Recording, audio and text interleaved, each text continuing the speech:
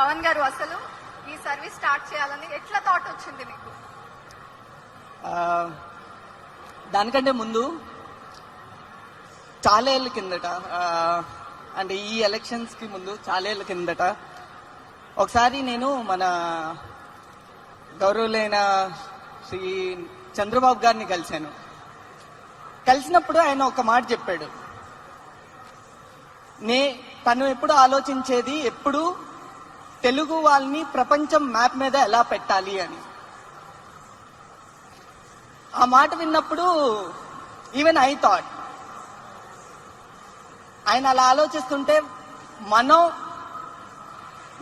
నేను ఏమైనా ప్రయత్నం చేసి తెలుగు వారి పేరు మొత్తం భారతదేశం మొత్తం ఎట్లా వ్యాపించేటట్టు చేయొచ్చని మొదలు పెట్టాము 2015లో. ఈరోజు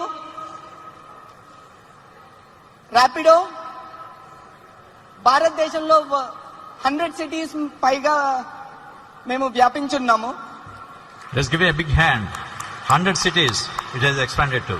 ప్రతిరోజు 22 లక్షల రైళ్లు ప్రతిరోజు, అందులో 30% అమ్మాయిలు వాడతారు. ఈరోజు ర్యాపిడో ఉంది, మీరు చూశారు. ఆ ర్యాపిడో వ్యవస్థాపకులు ఇక్కడ ఈ జిల్లా అతను వాళ్ళ తండ్రి నిజామాబాద్కు మైగ్రేట్ అయ్యాడు. తెలుగుదేశం పార్టీ కార్యకర్తగా ఉండేవాడు. నేను చెప్పిన విషయాలన్నీ వినేవాడు. కొడుకు ఐఐటి చేశాడు. అవన్నీ విన్న తర్వాత వెరీ సింపుల్ సొల్యూషన్ మీరు చూశారు. అతను చేసిన పని మీరు చూస్తే దేశంలో ఉండే ఆటోలు కానీ మోటార్ బైకులు కానీ ఇవన్నీ కూడా ఊబరైజేషన్ ద్వారా ప్రయాణ సౌకర్యం చేశాడు. ఒక ప్లాట్ఫామ్ తీసుకొచ్చాడు.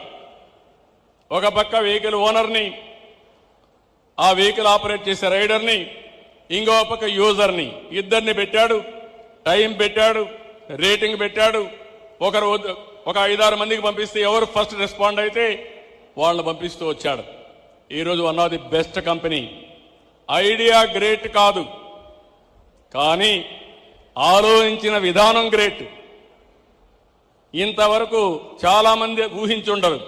అలాంటిది ఈరోజు చూస్తే అది $1 బిలియన్ కంపెనీ ఒక 4-5 సంవత్సరాలు అయిపోయిందంటే అది మీకు చేత కాదా అని మిమ్మల్ని అడుగుతున్నా. ఇప్పుడు